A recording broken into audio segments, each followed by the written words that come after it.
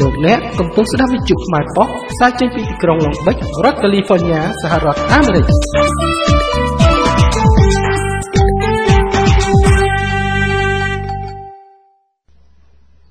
បងប្អូនជនរួមជាតិជាទីគោរពរាប់អានចាស់ដើម្បីបង្ហាញនៅទឹកចិត្តស្នេហាជាតិនិងមានស្មារតី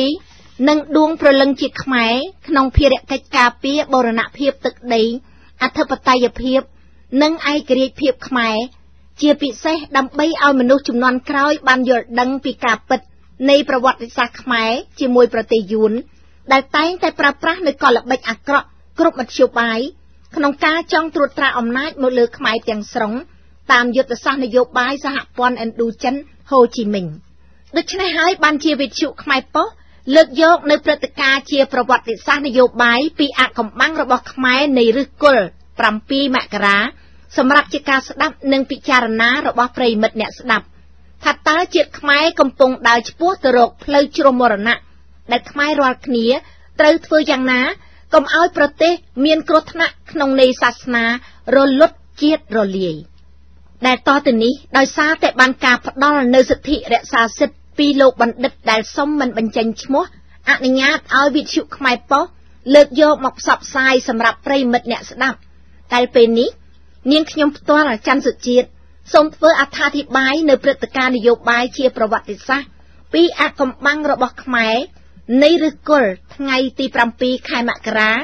ភាគទី3មានខ្លឹមសារដូចតទៅ6សង្គ្រាមរវាងខ្មែរអ្នកតស៊ូជាមួយយួនឈ្លានពាននិងរបបកុម្មុយនីសផ្ដាច់ការលោកហ៊ុនសែនខុសច្បាប់ចាប់តាំងពីសង្គ្រាមឥណ្ឌូចិនលើកទី2នាទសវត្សរ៍ទី60យួនតែងតែប្រើខ្មែរប្រើមេដឹកនាំខ្មែរដែលលមោបអំណាចជាឧបករណ៍បម្រើនយោបាយឲ្យខ្លួនដោយកាលពីឆ្នាំ1970យួនបានប្រើសម្ដេចសីហនុនិងប៉ុលពតជាឧបករណ៍ជាគម្របឲ្យអន្តរជាតិមើលឃើញថាសង្គ្រាមដែលកើតឡើងជាសង្គ្រាមស៊ីវិលចំណែកនៅឆ្នាំ1979យួនបានប្រើពួកកុម្មុយនីសហ៊ុនសែនជាឧបករណ៍សម្រាប់បម្រើនយោបាយឲ្យខ្លួនខ្ចីដៃខ្មែរធ្វើសង្គ្រាមជាមួយខ្មែរទៀត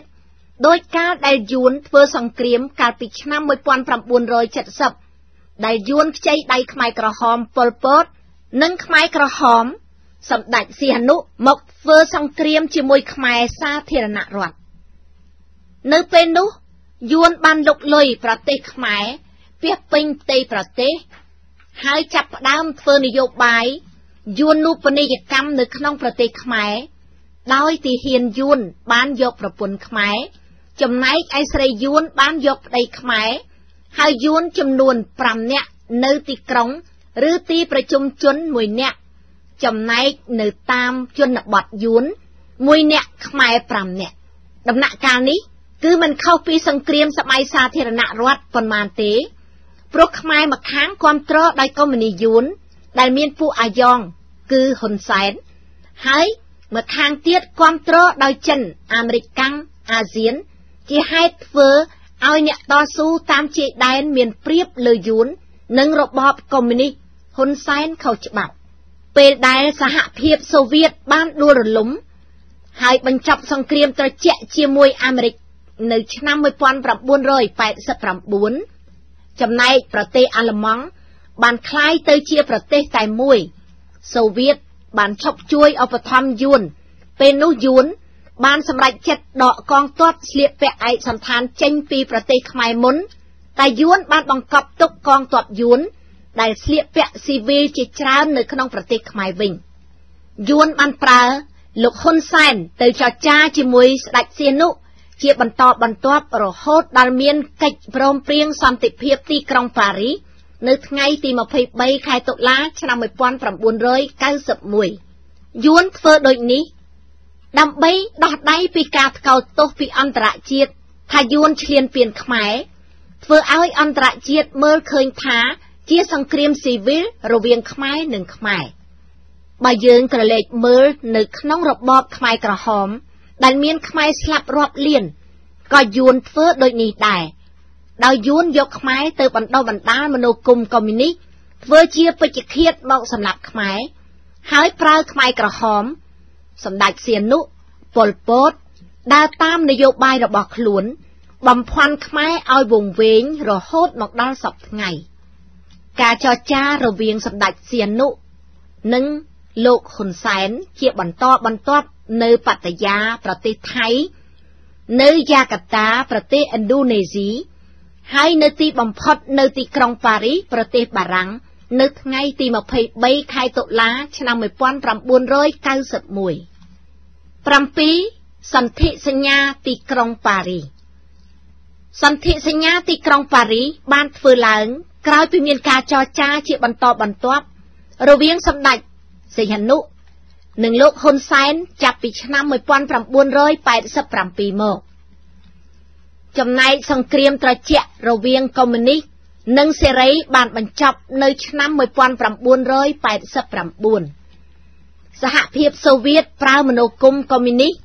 ចំណែកសហរដ្ឋអាមេរិកប្រើមនោគមសេរីនិងប្រជាធិបតេយ្យ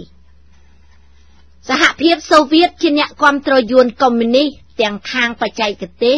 អ្នកជំនាញការនិងសម្ភារៈសព្វាវុធក្នុងពេលនោះជំនាញការសូវៀតទាំងចល័តនិងអចិន្ត្រៃយ៍ជាច្រើនប្រមាណ 100,000 នាក់ធ្វើការនៅក្នុងប្រទេសវៀតណាមចំណែកឯប្រទេសចិនសហរដ្ឋអាមេរិកនិងអាស៊ានជាអ្នកគាំទ្រចលនាតស៊ូខ្មែរទាំង3ក្រុមខ្មែរទាំង3ក្រុមនោះមានក្រុមទី1រណសិរ្សជាតិរំដោះប្រជាពលរដ្ឋខ្មែរដឹកនាំដោយលោកតាសឿនសានក្រុមទី2កម្ពុជាប្រជាធិបតេយ្យដឹកនាំដោយលោកខៀវសំផនចំណែកក្រុមទី3ហ៊ុនស៊ុនពេជ្រដឹកនាំដោយសម្ដេចនរោត្តមសីហនុដោយសារចិនសហរដ្ឋអាមេរិកនិងអាស៊ានបានដាក់សម្ពាធការទូតទៅលើរដ្ឋាភិបាលក្រុងហាណូយនិងនៅពេលដែលសហភាពសូវៀតបានដួលរលំមិនអាចគ្រប់គ្រងយួនបន្តទៅទៀតធ្វើឲ្យយួនចាញ់ប្រៀបខ្មែរអ្នកតស៊ូខាងការទូតនិងនយោបាយក្នុងប្រទេសយួនបានដកកងទ័ពស្លៀកពាក់ឯកសណ្ឋានត្រឡប់ទៅវិញតែទុកកងទ័ពស្លៀកពាក់ស៊ីវិលបង្កប់ទុកនៅក្នុងប្រទេសខ្មែរតាមរយៈការបិទបាំងរបស់គណៈបកប្រជាជនកម្ពុជារបស់លោកហ៊ុនសែនយួនបានឲ្យលោកហ៊ុនសែនមកចរចាជាមួយសម្ដេចសីហនុដែលតំណាងអ្នកតស៊ូខ្មែរជំនួសវិញ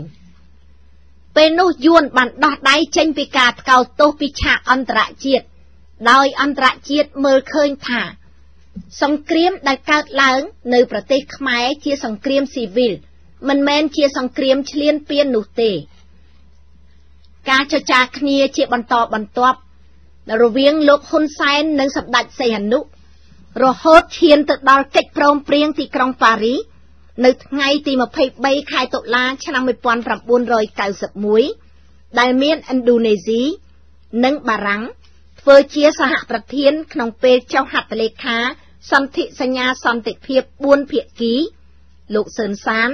តំណាងរណសិរ្សជាតិរំដោះប្រជាពលរដ្ឋខ្មែរសម្ដេចនរោត្តមរណរដ្ឋហ៊ុនស៊ុនពេជ្រខៀវសំផនកម្ពុជាប្រជាធិបតេយ្យនិងហ៊ុនសែនរដ្ឋកម្ពុជាការដែលប្រទេសទាំងពីរនេះធ្វើជាសហប្រធាននោះពីព្រោះប្រទេសទាំងពីរនេះជាប្រទេសអព្យាក្រឹតនៅក្នុងសង្គ្រាមឥណ្ឌូចិនលើកទី3នេះដោយមិនគ្រប់គ្រងខាងយួនឬគ្រប់គ្រងខាងខ្មែរអ្នកតស៊ូកិច្ចព្រមព្រៀងទីក្រុងប៉ារីសបាននាំឲ្យប្រទេសខ្មែរឈប់បាញ់គ្នានិងធ្វើឲ្យប្រទេសឈានទៅរកលទ្ធិប្រជាធិបតេយ្យសន្តិភាពតាមរយៈការរៀបចំបោះឆ្នោតដែលរៀបចំដោយអង្គការសហប្រជាជាតិហៅកាត់ថាអ៊ុនតាក់នៅឆ្នាំ1993នៅពេលនោះគណៈបកហ៊ុនស៊ុនពេជ្រដឹកនាំដោយនរោត្តមរណរដ្ឋជាអ្នកឈ្នះឆ្នោតទទួលសម្លេងបាន58កៅអីគណៈបកប្រជាជនកម្ពុជាបានចាញ់ឆ្នោតទទួលសម្លេងបាន51កៅអីលោកហ៊ុនសែនរៀបចំធ្វើអបគមនៅត្រើយខាងកើតទន្លេមេគង្គដើម្បីធ្វើសង្គ្រាមសម្ដេចសីហនុបានដេញអង្គការសហប្រជាជាតិចេញពីទឹកដីខ្មែរហើយចែកអំណាចឲ្យពួកកុម្មុយនីសហ៊ុនសែន ដែលមានយួននៅពីក្រោយខ្នងធ្វើជានាយករដ្ឋមន្ត្រីទី2កិច្ចព្រមព្រៀងទីក្រុងប៉ារីសថ្ងៃទី23ខែតុលាឆ្នាំ1991ជាចំណុចរបត់នយោបាយមួយយ៉ាងសំខាន់សម្រាប់ប្រវត្តិសាស្ត្រខ្មែរនិងជាក្តីសង្ឃឹមសម្រាប់ប្រជាជាតិខ្មែរទូទៅពីព្រោះថាកិច្ចព្រមព្រៀងនេះបាននាំខ្មែរឈានទៅរកសន្តិភាពនិងលទ្ធិប្រជាធិបតេយ្យពិតប្រាកដប៉ុន្តែផ្ទុយទៅវិញកិច្ចព្រមព្រៀងនោះត្រូវបានលុបបំបាត់ចោលប្រែជាឥតន័យដោយជនកុម្មុយនីសផ្ដាច់ការគឺហ៊ុនសែនមិនគោរពតាមកិច្ចព្រមព្រៀងនេះឡើយថែមទាំងធ្វើរដ្ឋប្រហារសម្លាប់អ្នកស្នេហាជាតិខ្មែរអ្នកប្រជាធិបតេយ្យនៅថ្ងៃទី5ទី6ខែកក្កដាឆ្នាំ1997រំលោភសិទ្ធិមនុស្សជាបន្តបន្ទាប់ជនផ្ដាច់ការលោកហ៊ុនសែនដែលជាឧបករណ៍នយោបាយរបស់យួនបាននាំប្រទេសខ្មែរឲ្យធ្លាក់ចូលក្នុងរបបកុម្មុយនីសក្រោមយួនត្រួតត្រាដដែល8ដើមកំណើតលទ្ធិប្រជាធិបតេយ្យសារឡើងវិញដើមកំណើតលទ្ធិប្រជាធិបតេយ្យសារឡើងវិញគឺនៅពេលដែលអង្គការសហប្រជាជាតិបានរៀបចំបោះឆ្នោតដោយសេរីនិងយុត្តិធម៌នៅកម្ពុជានាឆ្នាំ1993ប្រទេសជាតិត្រូវខាតបង់ជាច្រើននៅក្នុងសង្គ្រាមលុកលុយរបស់យួននេះយួនជាអ្នកចំណេញគ្រប់បែបយ៉ាងរាប់ចាប់តាំងទ្រព្យសម្បត្តិលើដីក្រោមដីដែលយួនឆក់ប្លន់យកទៅប្រទេសគេបាត់ទឹកបាត់ដីតាមសន្ធិសញ្ញាខុសច្បាប់រវាងអាយ៉ងយួននិងពួកឈ្លានពានការពលីជីវិតរបស់ខ្មែរអ្នកស្នេហាជាតិនិងបងប្អូនជនរួមជាតិខ្មែរទាំងអស់ប្រែជាឥតន័យដោយសារមេដឹកនាំឈួតលីលាតាមខ្សែញាក់នយោបាយរបស់យួនកុម្មុយនីសដោយសម្ដេចសីហនុនិងហ៊ុនសែនយើងសង្កេតឃើញថានៅឆ្នាំ1993ប្រជាពលរដ្ឋបានទៅបោះឆ្នោតយ៉ាងច្រើនកកកដោយសារចង់ឲ្យប្រទេសមានការផ្លាស់ប្ដូរប្រទេសជាតិមានការរីកចម្រើនតាមប្រជាធិបតេយ្យពីព្រោះប្រជាពលរដ្ឋខ្មែររស់នៅរងនៅការគៀបសង្កត់ជិះជាន់ធ្វើទុកបុកម្នេញបិទសិទ្ធិសេរីភាពពីពួកអាយ៉ងនិងយួនកុម្មុយនីសជាយូរមកហើយអង្គការសហប្រជាជាតិជាអ្នករៀបចំការបោះឆ្នោតមួយដោយសេរីនិងយុត្តិធម៌ពីព្រោះខ្មែរដែលធ្លាប់រស់នៅរងការគៀបសង្កត់ជិះជាន់ធ្វើបាបគ្រប់បែបយ៉ាងរបស់ពួកអាយ៉ងនិងយួនកុម្មុយនីសប៉ុន្តែប្រជាពលរដ្ឋខ្មែរអស់សង្ឃឹមដោយសារសម្ដេចសីហនុបានដេញអង្គការសហប្រជាជាតិចេញពីប្រទេសហើយប្រគល់អំណាចឲ្យពួកកុម្មុយនីសហ៊ុនសែនវិញកាលនោះគេឃើញប្រទេសខ្មែរដឹកនាំដោយនាយករដ្ឋមន្ត្រី2គឺនាយករដ្ឋមន្ត្រីទី1នរោត្តម រណរដ្ឋនិងនាយករដ្ឋមន្ត្រីទី2គឺហ៊ុនសែនចាប់ពីឆ្នាំ1993មកដល់ឆ្នាំ1997ប្រទេសខ្មែរបានស្គាល់នៅពន្លឺប្រជាធិបតេយ្យមួយរយៈពេលខ្លីតែក្រោយមកពួកកុម្មុយនីសរបស់លោកហ៊ុនសែនបានធ្វើរដ្ឋប្រហារសម្លាប់អ្នកប្រជាធិបតេយ្យអ្នកស្នេហាជាតិអស់ប្រមាណជាង280នាក់មាតុភូមិជាទីស្នេហារបស់យើងបានធ្លាក់ចុះសន្សឹមបន្តិចម្ដងចូលទៅក្នុងកណ្ដាប់ដៃរបស់ជនផ្ដាច់ការលោកហ៊ុនសែនដែលស្ថិតនៅក្រោមយួនត្រួតត្រាមិនចេញមុខរហូតមកដល់បច្ចុប្បន្ន9ការធ្លាក់ចុះប្រជាធិបតេយ្យទៅក្នុងកណ្ដាប់ដៃរបស់ពួកកុម្មុយនីសគឺចាប់តាំងពីលោកហ៊ុនសែនធ្វើរដ្ឋប្រហារដណ្ដើមអំណាចពីគណៈបកហ៊ុនស៊ុនពេជ្រដឹកនាំដោយសម្ដេចនរោត្តម រណរដ្ឋនៅថ្ងៃទី6ខែកក្កដាឆ្នាំ1997ម្លេះលោកហ៊ុនសែនលើកបន្ទប់លោកអឹងហួតជាតុក្កតាជំនួសវិញការធ្វើរដ្ឋប្រហារនេះជាផែនការរបស់ពួកកុម្មុយនីសដែលមានយួនជាមេខ្លោងដើម្បីផ្ដាច់ឫសគល់អ្នកស្នេហាជាតិអ្នកប្រជាធិបតេយ្យដែលមានកម្លាំងខ្លាំងឲ្យអស់ដើម្បីងាយស្រួលយួននិងពួកអាយ៉ងធ្វើបាបប្រជាពលរដ្ឋខ្មែរដូចបច្ចុប្បន្នកាលនោះគេឃើញមានអ្នកប្រជាធិបតេយ្យនិងអ្នកស្នេហាជាតិជាច្រើននៅក្នុងគណៈបកហ៊ុនស៊ុនពេជ្រ និងគណៈបកប្រជាធិបតេយ្យសេរីនិយមព្រះពុទ្ធសាសនារបស់លោកតាសឿនសានត្រូវគេចាប់យកទៅសម្លាប់ដូចជាលោកហូសុកក្រូចយឿមចៅសម្បត្តិជារដ្ឋិឈុតនិងជាច្រើនអ្នកទៀតប្រមាណជិត300នាក់ចំណែកអ្នកដែលរួចខ្លួននៅសេសសល់បានរត់ទៅកាន់តំបន់អូស្មាច់ហើយធ្វើការតស៊ូជាមួយពួកលោកហ៊ុនសែននិងយួនកុម្មុយនីសទៀតពួកលោកហ៊ុនសែនបានលើកអំណាចខ្យល់ទៅឲ្យលោកអ៊ឹងហួតជំនួសវិញដោយកាលដែលយួនចូលមកឈ្លានពានខ្មែរថ្ងៃទី7ខែមករាឆ្នាំ1979ហើយលើកអំណាចខ្យល់ឲ្យលោកហេងសំរិននិងលោកហ៊ុនសែនដែរពេលដែលពួកលោកហ៊ុនសែនមិនអាចវាយបែកក្រុមអ្នកតស៊ូនៅអូស្មាច់ប្រមាណ300នាក់ពេលនោះព្រឹទ្ធសភាសហរដ្ឋអាមេរិករ៉ូណារ៉ូរ៉ាបាកើបានចុះមកត្រួតពិនិត្យផ្ទាល់ដល់តំបន់អូស្មាច់ដំណឹងនេះបានធ្វើឲ្យសម្ដេចសីហនុប្រាប់កូននរោត្តមរណរដ្ឋឲ្យហៅញឹកប៊ុនឆៃខាន់សាវឿនត្រឡប់ចូលទៅក្នុងប្រទេសវិញដោយសន្យាថាឲ្យតំណែងជាដើមតែទីបំផុតអំណាចនោះត្រូវពួកកុម្មុយនីសដកបន្តិចម្ដងរហូតដល់ចប់តែម្ដងអ្វីដែលប្រជាពលរដ្ឋខ្មែរនៅតែភ័ន្តច្រឡំនោះយល់ថាសម្ដេចសីហនុជាអ្នកស្រឡាញ់កូនចៅប្រជាពលរដ្ឋខ្មែរពិតប្រាកដដែលអ្នកស្នេហាជាតិខ្មែរអ្នកប្រជាធិបតេយ្យខំដង្ហែតាមព្រះអង្គតាំងពីតស៊ូព្រៃម៉ាគីតស៊ូតាមជ័យដែនខ្មែរថៃដោយការយល់ច្រឡំស្មានថា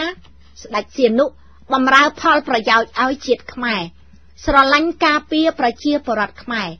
តែទីបំផុតសម្ដេចសីហនុជាជនកុម្មុយនីសដែលក្លែងខ្លួនទៅតាមជំនោរនយោបាយបម្រើឲ្យកុម្មុយនីសតាមការញាក់ប្រមូលខ្មែរអ្នកស្នេហាជាតិមកឲ្យពួកកុម្មុយនីសសម្លាប់ជាថ្មីសម្ដេចសីហនុប៉ុលពតហ៊ុនសែន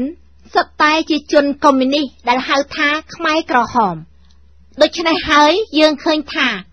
ការបោះឆ្នោតដែលកើតឡើងជាបន្តបន្ទាប់ក្រោយពីរដ្ឋប្រហារឆ្នាំ1997ជាការរៀបចំរបស់គណៈបកប្រជាជនកម្ពុជាតែប៉ុណ្ណោះលទ្ធផលបោះឆ្នោតទាំងអស់នោះមិនមែនចេញពីឆន្ទៈរបស់ប្រជាពលរដ្ឋខ្មែរពិតប្រាកដទេការធ្លាក់ទៅក្នុងអំណាចរបស់ពួកកុម្មុយនីសនេះហើយធ្វើឲ្យពួកប្រជាធិបតេយ្យពួកអ្នកស្នេហាជាតិខ្មែរត្រូវគេសម្លាប់ជាបន្តបន្ទាប់មកទៀតដោយគ្មានរោគឃាតករមកផ្ដន់ទាទោសឡើយប្រទេសបានធ្លាក់ក្នុងកណ្ដាប់ដៃរបស់មនុស្សតែម្នាក់រដ្ឋជាអ្នកសម្រេចកិច្ចការគ្រប់បែបយ៉ាងប្រជាពលរដ្ឋខ្មែរគ្មានសិទ្ធិសេរីភាពក្នុងការសម្រេចកិច្ចការទាំងឡាយព្រោះខ្លាចគេប្រើប្រព័ន្ធតុលាការនិងអំណាចចាប់ដាក់គុកនិងគំរាមកំហែងសម្លាប់ជាដើម 10. ប្រទេសខ្មែរធ្លាក់ក្នុងរបបផ្ដាច់ការរបស់លោកហ៊ុនសែនក្រោមអាណានិគមយួនបែបថ្មីបើយើងក្រឡេកមើលប្រវត្តិសាស្ត្រខ្មែរយើងចាប់តាំងពីសម័យត្រសក់ផ្អែមមកឃើញថាអតីតកាលមានការច្របូកច្របល់មិនច្បាស់លាស់ព្រោះគម្ពីរក្បួនខ្នាតត្រូវបានគេបំផ្លាញចោលលុបប្រវត្តិសាស្ត្រគ្មានការកត់ត្រាច្បាស់លាស់កត្តាទាំងនេះធ្វើឲ្យប្រទេសខ្មែរធ្លាក់ក្នុងភាពច្របូកច្របល់សង្គ្រាមវឹកវរមិនចេះចប់ដោយសារការពឹងលើបរទេសមិនជឿនិងឲ្យតម្លៃជាតិសាសន៍ខ្លួនឯងគន្លងប្រវត្តិសាស្ត្រនេះបានធ្លាក់មកលើប្រទេសខ្មែរម្ដងហើយម្ដងទៀតរហូតមានការកាប់សម្លាប់ខ្មែរជិតផុតពូជនៅក្នុងសម័យប៉ុលពតគម្ពីរក្បួនខ្នាតប្រវត្តិពងសាវតាត្រូវគេដុតបំផ្លាញអស់ថែមទាំងក្លែងប្រវត្តិសាស្ត្រคล้ายៗមកឲ្យកូនចៅខ្មែរជំនាន់ក្រោយរៀនសូត្រទៀតផងជាក់ស្ដែងនៅក្នុងប្រវត្តិសាស្ត្រខ្មែរថ្មីនេះក្រោយពីខ្មែរបានទទួលឯករាជ្យពីបារាំងមកយើងឃើញថាការកែក្រឡៃប្រវត្តិសាស្ត្រដើម្បីបំភាន់ខ្មែរឲ្យគាំទ្រព្រោះអំណាចនឹងរាជបល្ល័ង្កប៉ុណ្ណោះយួនបានរៀបចំឆាកនយោបាយនៅក្នុងតំបន់ឥណ្ឌូចិនបង្កើតជាបកកុម្មុយនីសនៅតាមបណ្ដាប្រទេសនីមួយៗមានលាវខ្មែរជាដើមយួនជាអ្នកបង្កើតឲ្យមានខ្មែរក្រហមខ្មែរកុម្មុយនីស ក្រោយមកយួនបានបដូរខ្មែរក្រហមដែលដឹកនាំដោយប៉ុលពតនិងសម្ដេចសីហនុដោយលើកខ្មែរក្រហមហេងសំរិនជាស៊ីមហ៊ុនសែនឲ្យកាន់អំណាចបម្រើនយោបាយឲ្យខ្លួនបន្តទៅទៀតដូច្នេះហើយយើងឃើញថាប្រទេសខ្មែរបានធ្លាក់ក្នុងការកាន់កាប់របស់យួនកុម្មុយនីសតាំងពីថ្ងៃទី7ខែមករាឆ្នាំ1979ថ្ងៃទី7ខែមករាឆ្នាំ1979មិនមែនជាថ្ងៃយួនមកជួយខ្មែរទេជាថ្ងៃយួនឈ្លានពានលេបទឹកដីខ្មែរផ្លាស់ប្ដូរនយោបាយថ្មីដើម្បីបំភាន់ខ្មែរតែប៉ុណ្ណោះអ្នកកាច់ចង្កូតនយោបាយគឺចេញពីយួនហាណូយដដែលព្រោះយួនបានរៀបផែនការផ្ដាច់ឫសគល់ជាតិរបស់ខ្មែរគឺសម្លាប់តែនិស្សិតបញ្ញវន្តពួកកុម្មុយនីសកំពុងតែឃោសនាគ្រប់បែបយ៉ាងឲ្យមតិប្រជាពលរដ្ឋមតិជាតិនិងអន្តរជាតិមើលឃើញថាប្រទេសខ្មែរជាប្រទេសប្រជាធិបតេយ្យតែផ្ទុយទៅវិញប្រទេសខ្មែរស្ថិតនៅក្នុងរបបផ្ដាច់ការរបស់លោកហ៊ុនសែនក្រោមអាណានិគមយួនបែបថ្មីយួនខ្លែងភេទជាខ្មែរត្រួតត្រាខ្មែរពាក់ផ្លាកប្រជាធិបតេយ្យតាំងស្ដេចជារនាំងបាំងកុំឲ្យខ្មែរមើលឃើញពីគោលបំណងនយោបាយត្រជាក់របស់ពួកវាដើម្បីលេបទឹកដីខ្មែរទាំងមូលចាប់ពីយួនដកទ័ពឯកសណ្ឋានយោធាទៅបន្សល់ទុកកងទ័ពឯកសណ្ឋានស៊ីវិលឲ្យកាន់កាប់តំណែងខ្ពស់សំខាន់ធ្វើឲ្យខ្មែរយើងវង្វេងនិងកលល្បិចនយោបាយរបស់យួនធ្វើឲ្យប្រជាពលរដ្ឋខ្មែរយល់ថាប្រទេសខ្មែរបានសុខសន្តិភាពតែផ្ទុយទៅវិញខ្មែរកំពុងតែរងទុក្ខវេទនាគ្រប់បែបយ៉ាងដោយរបបផ្ដាច់ការរបស់លោកហ៊ុនសែនដែលយួនបានលើកបន្ទប់តាំងពីឆ្នាំ1979ឥឡូវនេះប្រទេសខ្មែរមានតែសម្បកខាងក្រៅថាជាខ្មែរតែតាមពិតខ្មែរត្រូវស្ថិតនៅក្នុងអាណានិគមយួនបែបថ្មីដោយយួនយករូបភាពក្រុមហ៊ុនច្បាប់ការចោទប្រកាន់ចាប់ដាក់គុកដើម្បីគំរាមកំហែងបំបាក់ស្មារតីខ្មែរខ្លាចមិនហ៊ានប្រឆាំងជាមួយនឹងពួកវា11គ្មានតុល្យភាពខាងនីតិបញ្ញត្តិនីតិប្រតិបត្តិនិងនីតិតុលាការតាមគោលការណ៍ប្រជាធិបតេយ្យអំណាចរដ្ឋទាំង3នីតិបញ្ញត្តិនីតិប្រតិបត្តិតុលាការត្រូវតែមានអំណាចស្មើគ្នាហើយស្ថិតនៅដាច់ដោយឡែកពីគ្នាប៉ុន្តែចំពោះការដឹកនាំនៅក្នុងប្រទេសខ្មែរវិញមិនមែនជាប្រទេសដែលកាន់លទ្ធិប្រជាធិបតេយ្យមានសិទ្ធិសេរីភាពពិតប្រាកដទេព្រោះយើងឃើញថាអំណាចទាំង3នេះស្ថិតនៅក្រោមតែមនុស្សតែម្នាក់គឺហ៊ុនសែនពួកកុម្មុយនីសយកប្រជាធិបតេយ្យសេរីពហុបកមកបិទបាំងថាជាប្រទេសប្រជាធិបតេយ្យសេរីដើម្បីបំភាន់ភ្នែកប្រជាពលរដ្ឋខ្មែរយើងសង្កេតឃើញថាប្រជាធិបតេយ្យនៅក្នុងប្រទេសខ្មែរខុសពីគោលការណ៍ប្រជាធិបតេយ្យពិតប្រាកដអំណាចតុលាការគ្មានឯករាជ្យពុករលួយអយុត្តិធម៌លំអៀងទៅអ្នកមានលុយនិងអ្នកមានអំណាចជាពិសេសអំណាចតុលាការខ្លាចអំណាចលោកហ៊ុនសែនដែលជាកូនអុករបស់យួនតាមពិតតុលាការមិនត្រូវស្ថិតនៅក្រោមឥទ្ធិពលបុគ្គលណាម្នាក់គណៈបកនយោបាយណាមួយឡើយចំណែកឯអំណាចនីតិបញ្ញត្តិវិញសមាជិកសភាព្រឹទ្ធសភាភាគច្រើនមិនបានដើរតួជាអ្នកតំណាងរាស្ត្រតំណាងប្រជាពលរដ្ឋពិតប្រាកដទេបែរជាតំណាងឲ្យបកទៅវិញការជជែកពិភាក្សាដោះស្រាយមិនបានស្វះស្វែងរកផលប្រយោជន៍ជាតិការពារផលប្រយោជន៍ជាតិតែនាំគ្នាខិតខំដើម្បីដណ្ដើមអំណាចគ្នាការពារអំណាចប្រព្រឹត្តអំពើពុករលួយកេងប្រវ័ញ្ចជន់ជក់ឈាមពីជាតិសាសនានិងប្រជាជាតិខ្មែរមកដាក់ផលប្រយោជន៍ផ្ទាល់ខ្លួនប៉ុណ្ណោះ1ព័ត៌មានត្រូវតែឯករាជ្យមានសេរីភាពពេញលេញបើកចំហចំពោះប្រព័ន្ធសារព័ត៌មាននៅក្នុងប្រទេសខ្មែរវិញយើងឃើញថាស្ទើរតែគ្រប់បណ្ដាញផ្សព្វផ្សាយព័ត៌មានវិទ្យុទូរទស្សន៍កាសែតភាគច្រើនត្រូវគ្រប់គ្រងដោយគណៈបកកាន់អំណាចឬស្ថិតនៅក្រោមឥទ្ធិពលរបស់គណៈបកប្រជាជនកម្ពុជា នេះចំណុចមួយទៀតដែលផ្ទុយពីគោលការណ៍របស់ប្រជាធិបតេយ្យពិតប្រាកដព្រោះថាតាមគោលការណ៍ប្រជាធិបតេយ្យពិតប្រាកដព័ត៌មានត្រូវធ្វើតាមវិជ្ជាជីវៈឯករាជ្យត្រឹមត្រូវសម្រាប់ឆ្លុះបញ្ចាំងទង្វើរបស់មេដឹកនាំនិងអ្វីដែលកើតមាននៅក្នុងសង្គមពិតប្រាកដ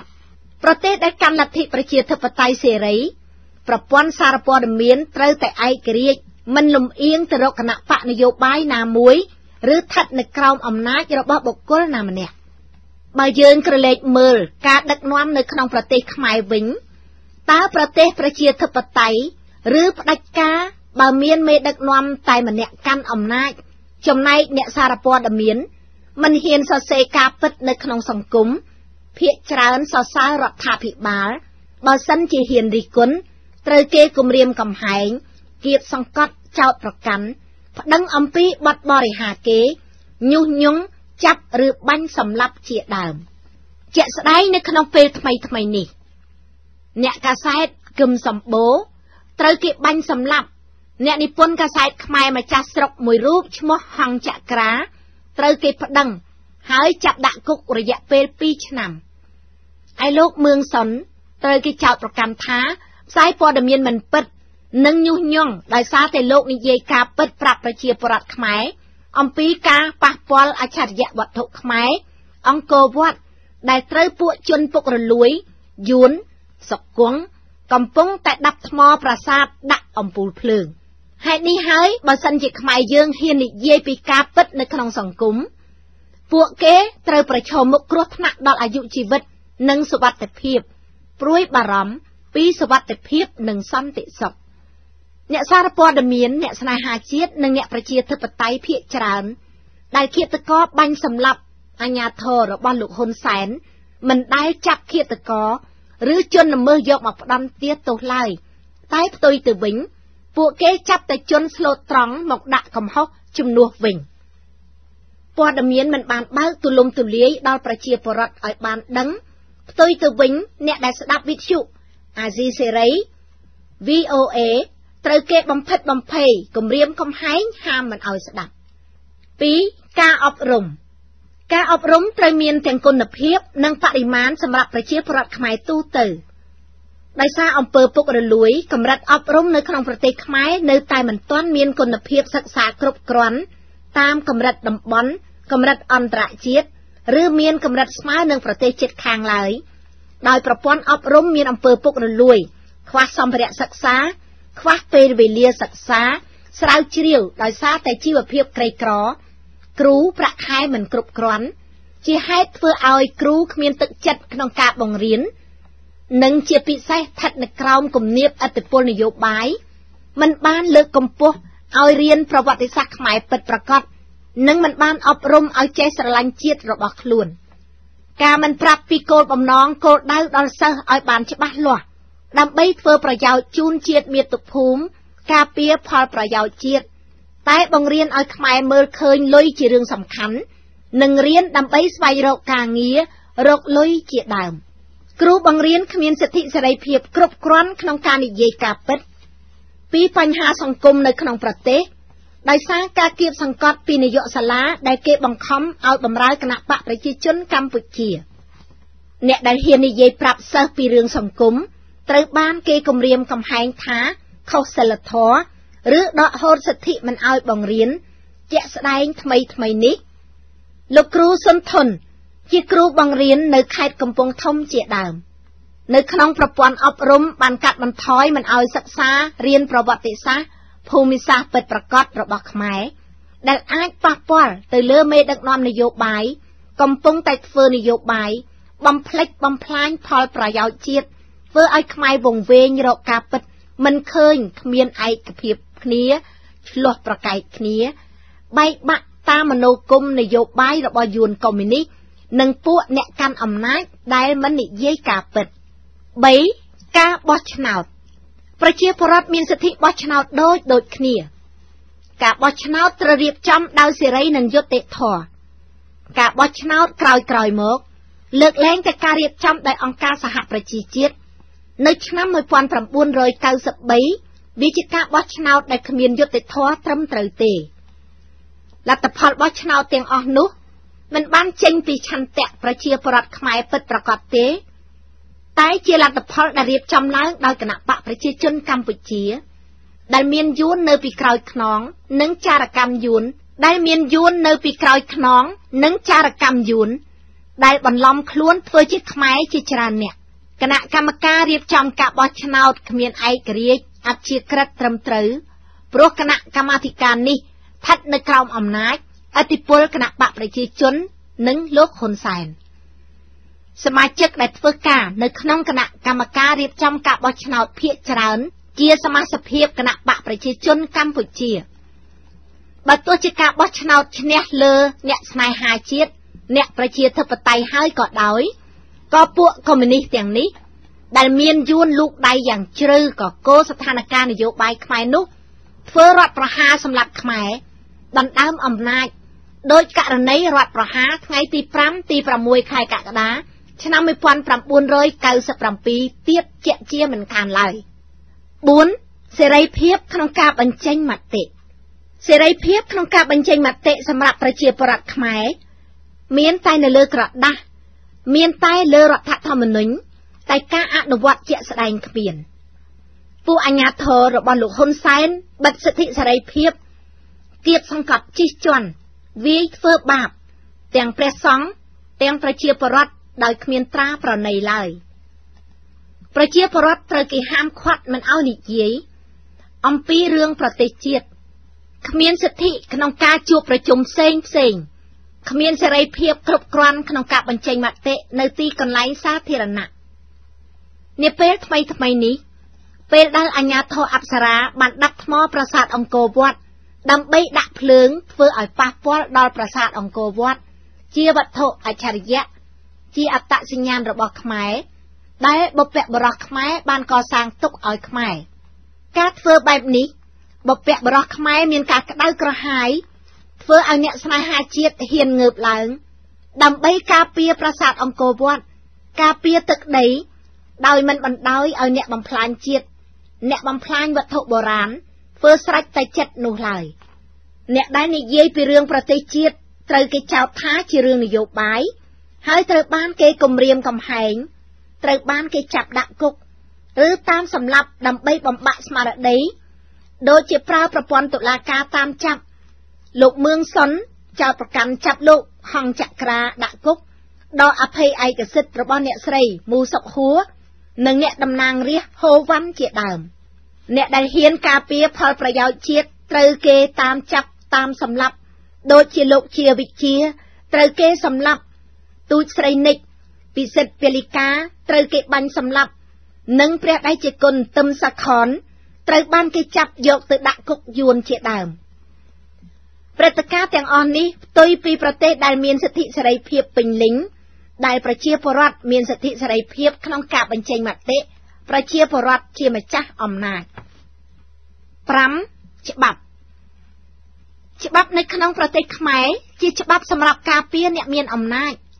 អ្នកប្រព្រឹត្តទុច្ចរិតប្រព្រឹត្តពុករលួយមិនមែនជាច្បាប់សម្រាប់ការពារផលប្រយោជន៍ជាតិការពារផលប្រយោជន៍ប្រជាពលរដ្ឋអ្នកទុនខ្សោយនោះឡើយយើងឃើញហើយថាជំងឺដ៏ធ្ងន់ធ្ងរនៅក្នុងសង្គមខ្មែរសពថ្ងៃគឺអំពើពុករលួយ